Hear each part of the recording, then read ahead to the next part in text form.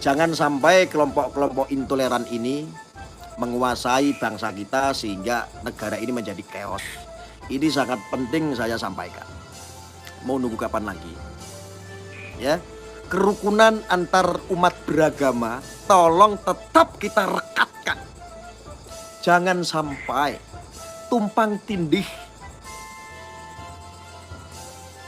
Yang Kristen, yang Islam kompak berjuang bareng dengan saya.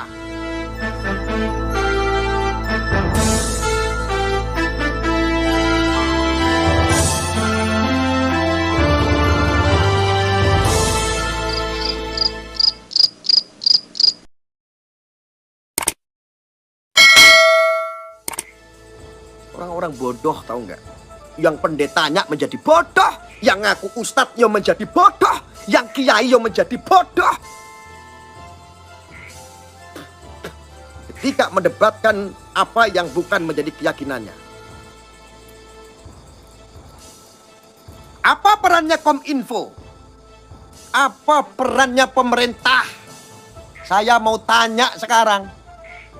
Apakah nunggu negara ini chaos? La haula wala quwata illa billah. Masya Allah.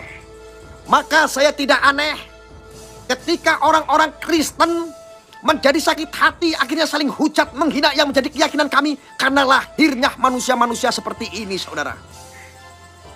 Lahirnya manusia-manusia karena seperti ini.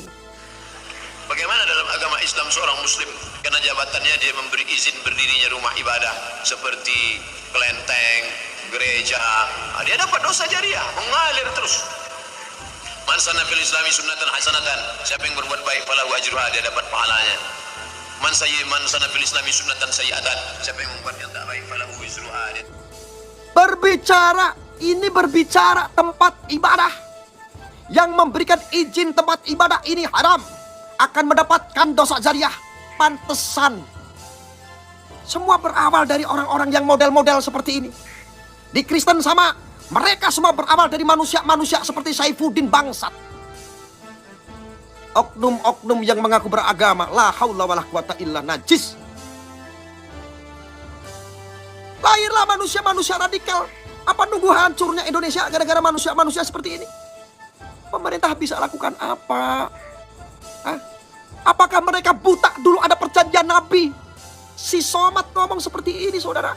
Bukankah dulu ada perjanjian Nabi terhadap kaum-kaum Kristen? Bagi kaum yang mayoritas, maka wajiblah membantu para kaum-kaum minoritas. Meskipun mereka tidak punya tempat ibadah, bantulah untuk membangunkan tempat ibadah. Ambil rujukannya dari mana? Dari surah Al-Hajj ayat 40. Buka surah Al-Hajj ayat 40. Ini benar disampaikan sama Quraisy Shihab sebagai ahli tafsir. Sekarang kok lahir-lahir ustadz-ustadz radikal seperti ini. Bagaimana dalam agama Islam seorang muslim karena jabatannya dia memberi izin berdirinya rumah ibadah seperti kelenteng, gereja, dia dapat dosa jariah, mengalir terus. Man sanna fil islami sunnatan hasanah. Jadi tidak aneh ketika ada ceramah seperti ini, ada kepala-kepala daerah, ada seseorang yang mengaku agama Kristen ingin membangun tempat ibadah, membangun tempat gereja, akhirnya apa? Tidak mendapatkan izin karena apa? Diawali oleh manusia-manusia yang ceramahnya macam seperti ini. Mendoktrin orang untuk menjadi otaknya jadi radikal. Radikal. Menakut-nakuti orang, nanti akan mendapatkan dosa jariah. Makanya banyak sekali oten-oten di TikTok akhirnya melakukan balas dendam, hina-hina Allah kami, hina-hina kitab suci kami, kitab suci Al-Quran. Bahkan di Swedia kitab suci Al-Quran dibakar. Bangsat apa tidak, saudaraku? Sedih apa tidak? Sedih. Capek sebetulnya ngomong. Capek. Kita udah gak butuh semboyan lagi. Kita butuh action. Pemerintah bisa gak lakukan yang adil?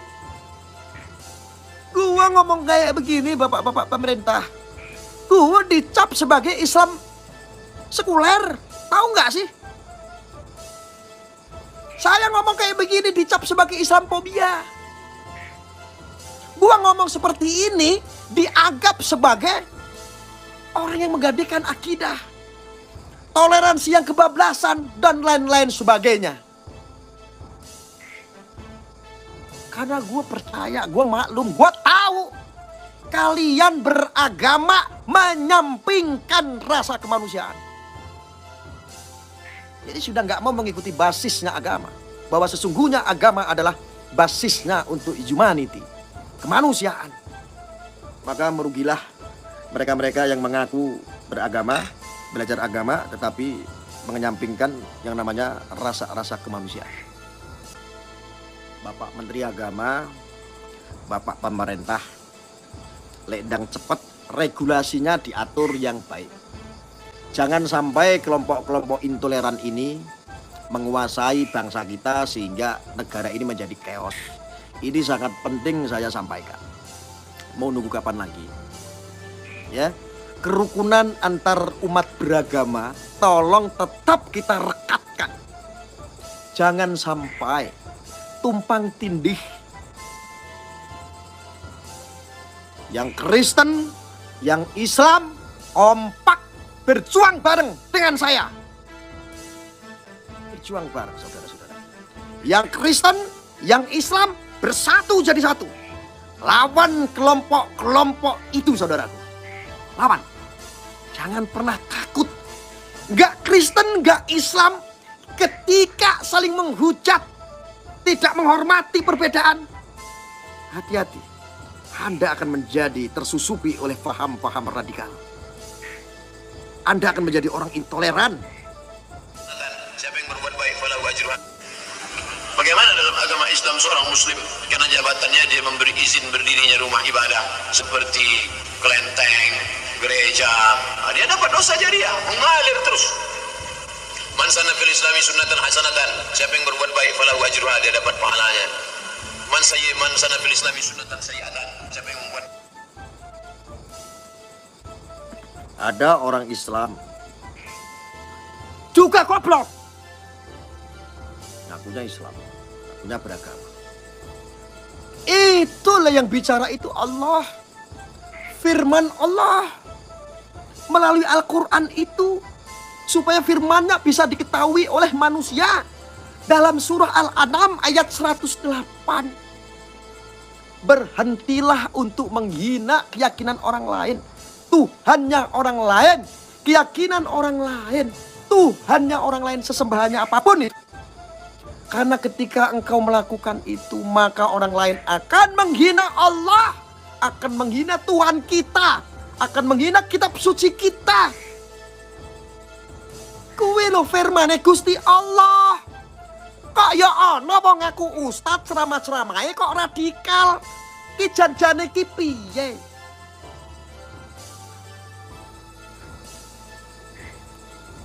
Di Alkitab atau di Injil juga mereka ada aturan melalui firman-firman Tuhannya katanya.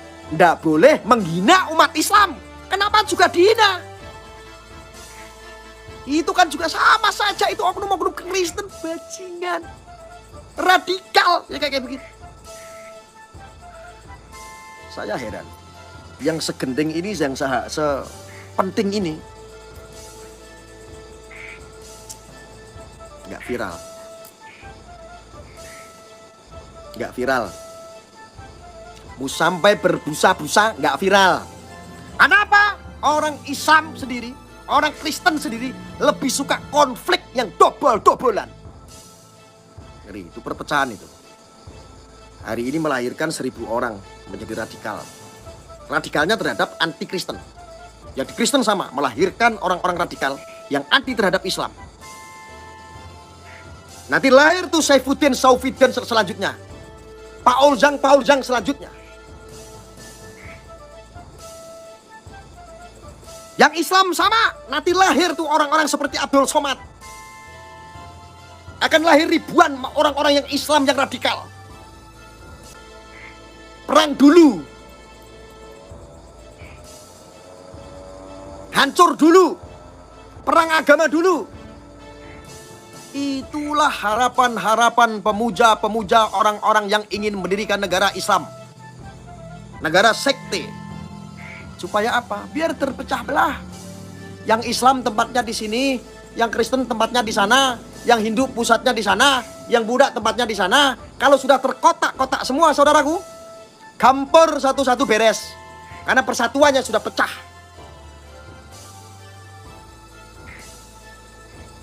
Sekali lagi saya mohon untuk saudara-saudaraku yang beragama Kristen, bersatulah. Islam, bersatulah. Yang Islam sama Kristen jadi satu, bersatulah. Berbicara untuk Bhinneka Tunggal Ika. Berbicara untuk Pancasila. Kenapa Pancasila itu saya sebut sakti? Sakti, saudara. Tauhid. Pancasila itu tauhid. Hablum minallah. Hablum minallah. Hablum minannas. Hablum minannas. Segala perbedaan semuanya ada di Pancasila. Jadikan itu kitab suci kita sebagai orang-orang yang memiliki bangsa yang besar ini. Jadikan itu kitab suci. Karena kalau kita hanya berbicara kitab sucimu Injil, kitab sucimu Alkitab, maka perbedaan itu selalu ada dengan kitab suciku sebagai kitab suci Al-Quran. Pasti akan ada perbedaan.